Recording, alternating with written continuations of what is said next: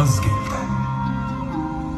Ол қазақ даласының әнімен тербеткен Айдарбек тек әулетіндегі Нұртастың ұлы, Қайраттың отбасында туылды. Анасы хас сұлу, 5 баланы құрсағына сыйдырған келін десек. Дана анамыздың есімін берейік. Рәбия Сұлтан бегім.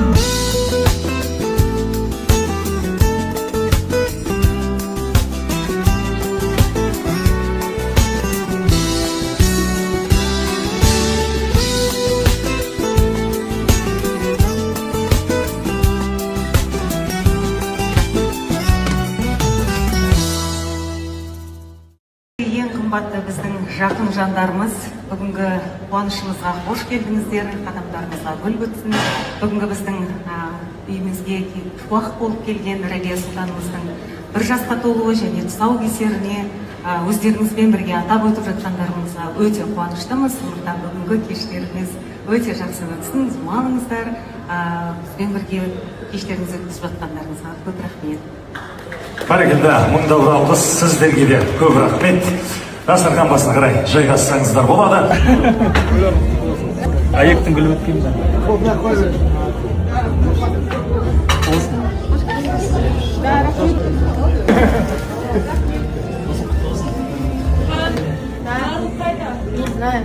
Фотоға түшпек те?